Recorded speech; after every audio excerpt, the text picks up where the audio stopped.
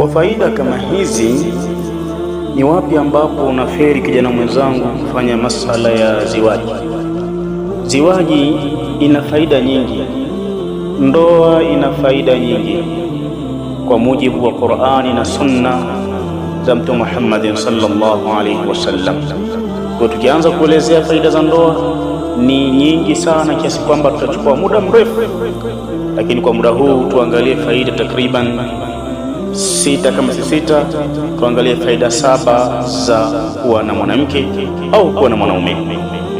Faida ya kwanza, ndoa tahqiqun as-sunna wa ta'atullah, ni kutimiza sunna Mtume Muhammad sallallahu alaihi wasallam, lakini moja wapo ya kumtia Allah subhanahu wa ta'ala, kama anavyotueleza Mtume Muhammad sallallahu alaihi wasallam, an-nikahu min sunnati faman raghiba an sunnati falaysa minni, kwamba ndoa ni katika mienendo yangu, tabia yangu, maisha yangu, na atakayeacha mwenendo wangu hakika atakuwa amejitoa katika umma wangu.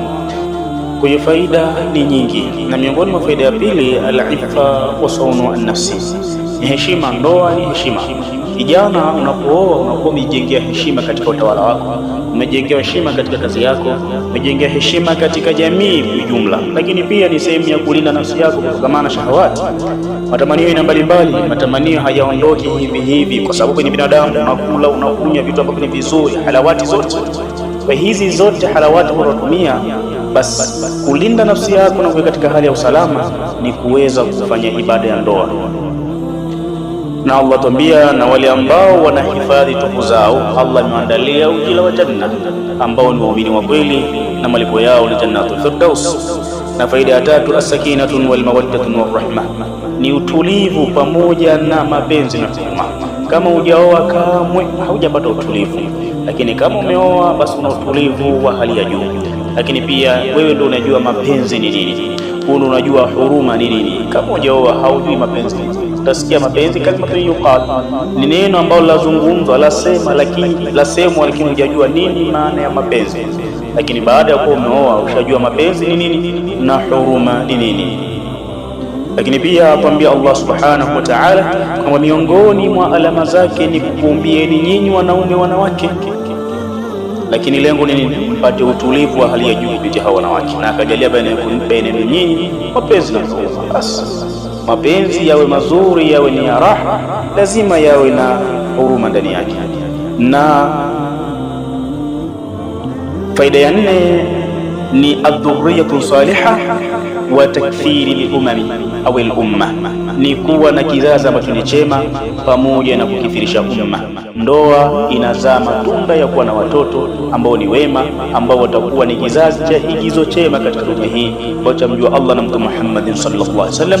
Na Mtume atuambia, oweni mnaowapenda, oweni wale ambao wana mapenzi na kuzaa, ili niweze kujifakharisha mimi siku ya kiyama kutokana na umma wengi.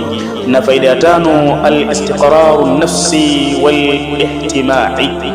wal-ijtimai, ni utulivu wa nafsi, lakini pia na kuijenga nafsi ile katika hali ya umoja.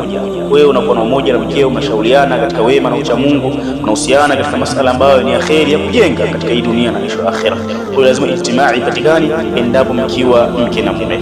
Na faida ya 6, al-musharakatu wat-takafuri, ni ule kuwa na ushirikiano na kujitolea katika aina moja nyingine baina ya mume na mke. Bila shaka kufikia hapo tutakuwa tumefika mbali kwa kuweza kulenga malengo haya ya ndoa. Na faida ya 7 na ya mwisho, ziyadatu rizqi wal baraka, Allah anazidisha riziki zaidi pamoja na baraka na tia ndani ya familia hiyo ambayo ni ya mume na mke, kama anavyotuahidi, na kwamba mkiwa mafakiri nyinyi basi nitakutoshelezeni nyinyi kwa fadhila zangu. Kijana usubiri nini kwa faida hizi? Kuoa wangojea nini? Nangojea kujenga, nangojea kupata kazi, nangojea nini? La, fatawakkal ala Allah. Atuambia Allah, wa idha azamta fatawakkal ala Allah. Na pia utakapoazimia basi mtegemee Allah subhanahu wa ta'ala. Nawe kijana mwenzangu, azimia na mtegemea Allah, na Allah subhanahu wa ta'ala atakupa kila ambacho ukitaraji katika maisha yako.